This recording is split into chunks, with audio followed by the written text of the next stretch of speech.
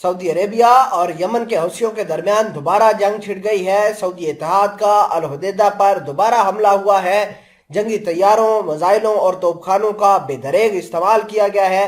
سعودی فوجی اتحاد نے گزشتہ 24 گھنٹوں میں یمن کے صوبے الحدیدہ میں 7 بار حملے کیے ہیں، جن میں جنگی طیاروں، میزائلوں اور توپ خانوں کا استعمال کیا گیا ہے۔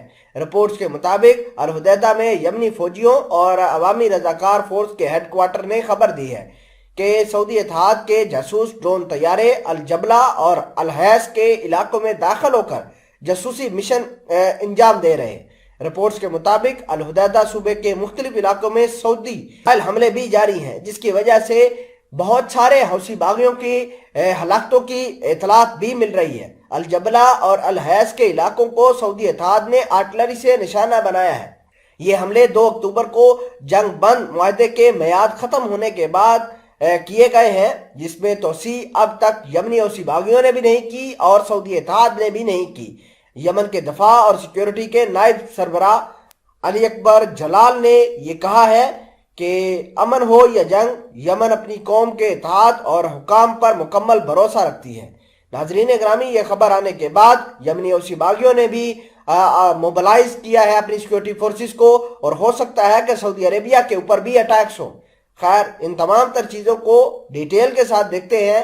چھوٹی سی گزارش ہے کہ آپ ہمارا یوٹیوب چینل حسنات ٹی وی کو سبسکرائب کر کے پاس موجود گھنٹی کے نشان کو دبا لیں تاکہ لیٹسٹ نیوز آپ تک پر وقت پہنچتی رہے۔ سب سے پہلے بات یہ ہے کہ سعودی عربیہ نے حال فی الحال کے اندر یمن کی طرف جا رہے 2 بڑے کارگو شپ کو پکڑا تھا، اس کے اوپر قبضہ کیا تھا اور نامعلوم جگہ پر منتقل کیا تھا۔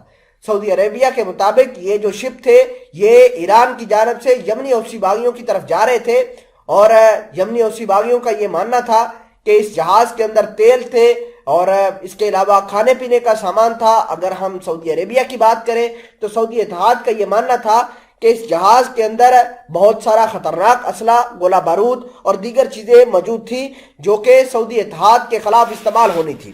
ناظرین گرامی، یہ جو چیزیں آنے کے بعد یمنی حوثی باغیوں نے سعودی عربیہ کی تنصیبات کو نشانہ بنایا، اور سعودی عربیہ نے بدلے میں الحدیدہ کو بہت سارے جو ہے میزائلوں سے، توپ خانوں کی مدد سے، جاسوسی ڈرون کی مدد سے اور دیگر چیزوں کی مدد سے اٹیک کرنا شروع کر دیا۔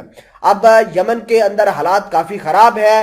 لگاتار الحدیدہ کے بیس کے اوپر، فوجیوں کی بیسز کے اوپر، یمنی حوثی باغیوں کے ٹھکانے کے اوپر جو ہے سعودی عربیہ کا اتحاد اٹیک کر رہا ہے، اور اس کا بدلہ بھی یمنی حوثی باغی کہہ رہے ہیں کہ وہ لیں گے۔